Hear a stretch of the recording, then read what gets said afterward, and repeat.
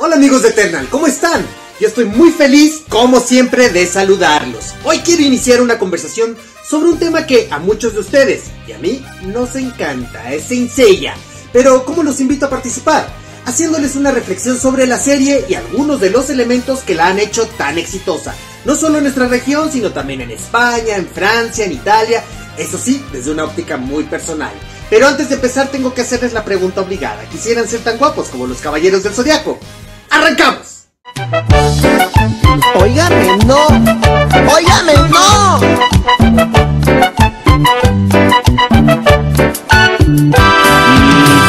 Quisiera ser tan guapo como los Caballeros del Zodiaco. Quisiera ser tan guapo como los Caballeros del Zodiaco. Simpático, valiente y fortachón como los que salen en la televisión. Simpático, valiente y fortachón como los que salen en la televisión. A lo largo del tiempo, quienes hemos decidido consciente o inconscientemente ser fans de Saint Seiya o de los Caballeros del Zodiaco, hemos tenido la oportunidad de escuchar, de leer, de tener nosotros mismos nuestros relatos sobre cómo es que llegamos a ellos, qué es lo que nos fascinó, qué nos atrapó de tal manera para dedicarles horas y horas de nuestras vidas y que se convierta en uno de esos elementos que nos hace felices. No es raro que algunos de nosotros incluso hagamos programas y páginas para hablar de esto. Reflexionamos sobre lo que sentimos y pensamos y cómo esos elementos se asientan en nuestras mentes y en nuestros corazones como parte de nuestras historias, de nuestras pasiones por estos personajes. Y hoy quiero compartir con ustedes una de estas tantas reflexiones y abrir la conversación para saber más sobre sus pensamientos e historias. He tenido la suerte de conocerlos, algunos en persona, otros a través de las redes sociales. Aunque nos une más que solo Saint Seiya, esta fue la serie que fue el punto de partida para muchas de nuestras conexiones. Desde niño fui un amante de la literatura épica. Si bien también leí cuentos, novelas, libros didácticos, siempre fueron los relatos de héroes y dioses los que cautivaron a mi imaginación y los que leía con más emoción. Mis primeros autores favoritos fueron Homero, Virgilio, Vyasa, Valmiki, Turoldo, junto con algunos relatos anónimos como el poema de Gilgamesh, el cantar del mío Cid, el canto de los Nibelungos, llenaron mi imaginario infantil, por lo que fue natural que eventualmente llegara a otro tipo de relatos. No pasó mucho tiempo antes de que descubriera a Dante Alighieri y a su Divina Comedia, y que brincara eventualmente a leer las historias románticas y nacionalistas de Alejandro Dumas, como Los Tres Mosqueteros y su saga de novelas, o a Emilio Salgari con su heroína del Puerto Arturo. Y mientras visitaba esto, mi gusto por la historia también se fue acrecentando, leyendo las proezas de héroes como Alejandro el Grande, Aníbal y Amílcar de Cartago, los relatos y aventuras de Marco Polo, o las vidas de los próceres de movimientos de independencia como Simón Bolívar o de José Francisco de San Martín. A todo esto, tengo que aderezarlo con un gusto también por la lectura de historietas de Marvel y de DC Comics que iban acompañando a mis lecturas infantiles, en las que las hazañas de superhéroes como Spider-Man, Batman, me encantaban, aunque personajes como Thor, el Capitán Marvel, hoy conocido como Shazam, o la Mujer Maravilla, me fascinaban por esos ecos mitológicos que sus propias concepciones tienen, y fueron cuestiones que fueron allanando el camino para que mi encuentro con Saint Seiya se convirtiera en una especie de amor a primera vista. Mientras tanto, en el cine, caía rendido ante la saga de Star Wars, la original, claro, o de Krull, El Señor de las Bestias, Terminator, Robocop, Flash Gordon, Superman con Christopher Reeve, eventualmente también fascinándome con Batman de Tim Burton. En tanto que en la televisión, shows como Los Cuatro Fantásticos, Los Superamigos, Thondar el Bárbaro o He-Man me volaban la cabeza alimentando mi necesidad de aventuras y heroísmo. Con todo este contexto que les he compartido, mi intención era dejar claro precisamente cómo mis gustos e identidad me ubican como un verdadero simpatizante de la cultura occidental. Eso no significa que no me gusten otras culturas, pero me gustan más las de estas regiones, en el mundo, lo admito. Y pese a que consumo anime y manga, yo mismo no me percibo particularmente como una persona que sea fan del manga y del anime en general. Primariamente soy un fan de las historietas, de los cartoons, del cine, que ha desarrollado un gusto por el manga y el anime, aunque no es que ni haya leído muchos de estos, ni tampoco haya visto muchos de estos programas, aunque quizá tal vez un poco más que el resto de muchas personas que conozco. Pero yo me pregunto, ¿cuántos de los fans de los Caballeros del Zodiaco de alguna manera se autoperciben de esta manera como yo? Me gustaría saberlo, por lo que espero que también me lo comenten en la caja de los comentarios.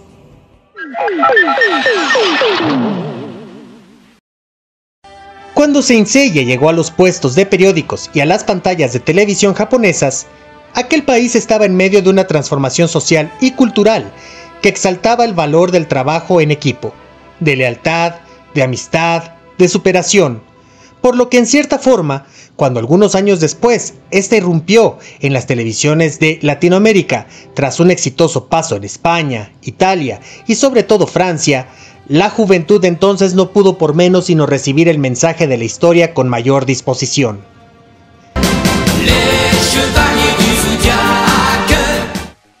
América Latina estaba en un momento de apertura hacia el mundo, dejando atrás su encierro, intentando integrarse a nuevos modelos económicos, al menos para nosotros, con cambios también en lo político, viendo la democracia llegar a nuestros países. En mi país, México, se estaba abriendo el mercado y la industria para competir a nivel mundial al integrarnos con Estados Unidos y Canadá en el Tratado de Libre Comercio de América del Norte. Y el reto era precisamente estar a la altura con competidores y consumidores que tenían estándares que nuestra nación no tenía. Por lo que una preocupación constante del gobierno era exaltar la grandeza de nuestra identidad y capacidades. Aunque lo diferente de los Caballeros del Zodiaco con respecto a los programas más establecidos provenientes de Estados Unidos, en el que habían muertes, sangre, violencia y representaciones inquietantes para nuestras sociedades conservadoras, convirtieron el hecho de ver a Athena y a sus santos en un franco acto de rebeldía ante el llamado de cancelación por parte de asociaciones de padres de familia y de instituciones como la Iglesia que advertían al respecto, logrando, como suele ocurrir en estos casos, el efecto contrario: despertar el interés de la gente por conocer de qué se hablaba de esta manera, y para aquellos que vieron más allá de la superficie y sin prejuicios, la historia de Masami Kurumada sencillamente fue irresistible. Así, la serie comenzó a ser vista no solo por niños, sino por jóvenes y adultos, y se encontraron con una historia que, estoy seguro de que como a mí, con un trasfondo similar al mío, de pronto se encontraron con una clase de héroe diferente. En mi caso, como seguramente ocurrió también con otros tantos seguidores más, incluso habrán recibido un mensaje más allá de la conciencia. Frente a mí, no solo tenía personajes que se basaban en la mitología griega, y que como esos héroes y semidioses luchaban, podían perder sus vidas y en algunas ocasiones lograban regresar, pero había reglas. Y aunque tenían habilidades más allá de lo normal como parte del relato, eran en teoría seres humanos cualquiera. No eran huérfanos de otro mundo que adquieren poderes con el sol. Tampoco personas que adquirían sus poderes con la mordida de una araña bañada en radiación. Eran personas normales, en un mundo en el que había menciones a los dioses, pero era la aparente ambición y maldad del propio ser humano su peor amenaza. Al menos al comienzo. Mientras continuamos viendo el desarrollo de estos personajes, algunos pasando por una franca redención e ir superando las dificultades, aparentemente imposibles, con base a fuerza de voluntad, esfuerzo y unión, los vemos prácticamente descender al infierno para salvar al mundo, pero también a un ser amado. Todo esto no podía más que resultar familiar y en parte atractivo en un nivel subconsciente para todos nosotros.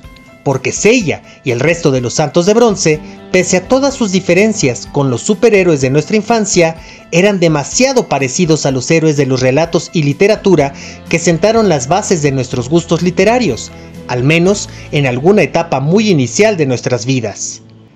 nos hacían sentir el confort de la familiaridad, y aunque claramente muchos elementos nos dejaban clarísimo que era un programa proveniente del exótico y lejano Japón, en muchos sentidos no tuvimos problemas en comprenderlos y asimilarlos en nuestras vidas. Saint Seiya estaba en casa. Será por eso por lo que, en la percepción de muchos fans, los Caballeros del Zodiaco son más queridos en países como los de América Latina o la Europa Latina. Porque cuando vemos a Seiya saltar por un risco para salvar a Saori, la bella doncella en peligro, el Pegaso se convierte en alguien similar a Rodrigo Díaz de Vivar, el Cid campeador. O tal vez cuando al ver la unión de Shiryu, Hyuga, Shun y Seiya, siendo uno para todos y todos para uno, nuestra mente nos hace verlos como mosqueteros más modernos. Ese grupo de amigos inquebrantable capaz del sacrificio en aras de lograr el triunfo de la justicia. O quizás porque al ver a Seiya y a los santos bajar hacia el infierno para salvar a Saori, se convierten en esos Dantes en búsqueda de Beatriz. Porque pese a que esos encuentros finales de los santos, con movimientos súbitos y resultados sorpresa, llevan la iconografía de los samurái, es imposible que no nos recuerde, en esta parte del mundo, a los vaqueros que veíamos en las películas westerns o en los programas del llanero solitario. Y con esto no estoy dejando de reconocer que Saint Seiya, su narrativa, personajes y valores no se originen de un país oriental, y que por lo tanto sus valores y atractivo no se limitan a fascinar a gente en estas regiones del mundo, por supuesto que no. Pero ocurre que Saint Seiya sí pasó por un proceso de alquimia al hacer su paso de Japón a Occidente, y eso también, de alguna forma, contribuyó a que se le viera como una historia proveniente de Oriente en la que esta cuestión pareció no ser tan importante realmente en sus fans. Este proceso de transformación comenzó con el nombre al cambiarse de Saint Seiya a ser Caballeros del Zodiaco. Los Caballeros del Zodiaco. Y aunque hoy por hoy muchos puristas renieguen de esto al considerarlo un atentado contra la originalidad de la propuesta de la historia, no podemos negar el poder de esta modificación. Pues cuando Seiya y sus amigos se transformaron en caballeros, en la concepción colectiva de nuestros países, de inmediato se convierten en personajes similares al rey Arturo y sus caballeros de la mesa redonda. Y de inmediato, sin que nadie nos lo diga, nos predispone a saber que son personajes que se comportaban bajo ciertos códigos de conducta, de honorabilidad, caballerosidad, justicia y heroísmo que crecimos admirando. Y sí, cuando continuamos viendo la animación, estas ideas preconcebidas parecen justificarse, no solo en la historia y desarrollo de ver a Seiya y a sus amigos ir enfrentándose a distintos enemigos uno tras otro, sino que, aunque no es siempre explícito, Saori inevitablemente se vuelve la doncella en peligro que justifica la existencia del héroe caballero. Sí, ella es Atena, la diosa que garantiza que la tierra no sucumba ante el mal absoluto. También es Saori, y parece que nuestro héroe principal y ella tienen sentimientos que van más allá de lo que admiten. Y aunque la historia deja en claro que nuestros héroes son japoneses, los personajes secundarios que resultan ser asiáticos, como el viejo maestro, o Mu, o Shaka, son tan contundentemente representados como provenientes de sitios en Oriente, que de pronto parecen ser muy diferentes al resto del reparto de personajes que hasta usan técnicas como Excalibur, un mito occidental, o con enemigos como San Jorge, es decir, Siegfried, que también formaron parte de esa galería de rivales para Atena y sus santos. Claro, mucho tiene que ver que los protagonistas de la serie tienen un recorrido bastante similar al del héroe de las mil caras cambeliano y que por lo tanto tienen en sus recetas los ingredientes necesarios para fascinar a algunos individuos más allá de lo que podemos resistir, aunque ese es tema para otro programa. Y bueno, sí, quizás soy un proponente que los seguidores de los Caballeros del Zodiaco, particularmente en la América y en las Europa latinas, somos resultado de una especie de determinismo psicológico, o bueno, vamos a decirle de otra manera, de un condicionamiento. El hecho de que esto lo esté planteando desde mi propia experiencia y trasfondo, por supuesto, hace que tenga un sesgo y que esté dejando fuera muchas otras variables y causas por las cuales hay gente que es fan de Saint Seiya. Eso es algo que no puedo dejar de reconocer y por supuesto que reconozco y respeto las condiciones de cada quien. La fascinación por el anime y el manga en el mundo de hoy, a diferencia de cuando yo era un niño o un joven, pues es distinta, porque el acceso a estos productos hoy son cotidianos, ya desde hace años y más años, y son ya en sí mismo un gusto o preferencia por parte de un público que toma estas decisiones de manera completamente voluntaria y consciente. Vamos, o sea, esto es lo que ellos eligen. Y aunque esto es así, ahora no es difícil continuar escuchando como comentarios de viejos y algunos no tan viejos fans, la idea de que Saint Seiya no es relevante en el país en el que su historia nació. Y sin ánimos de entrar en una conversación donde digamos si estas opiniones son verdades o mentiras, lo cierto es que vienen alimentadas por una percepción dictada por la pasión con la que nuestros grupos, reitero, en Occidente sobre todo, responden aún hoy por hoy al nombre de Saint Seiya o de los Caballeros del Zodiaco, acentuando también la idea del fandom de que estos países, o que en estos países de alguna manera Saint Seiya es más una propiedad de Occidente que de Oriente. Pero ¿ustedes qué opinan? Gracias por ver el video y acompañarme. Les invito a que le den like a este y a que se suscriban y activen las notificaciones. Igualmente los invito a que me compartan sus comentarios sobre este tema. Los voy a leer con mucho gusto a todos ustedes. Soy Pollux de Oscuros de Eternal Freaks y como siempre les deseo que Miquel les corone.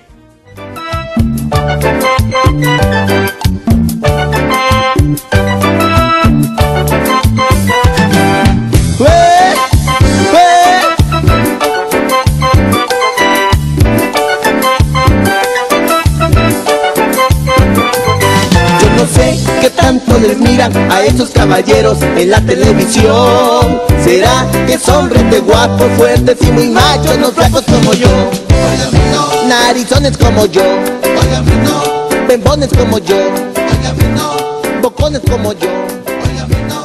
Batones como yo. Óigame no. Peludos como yo.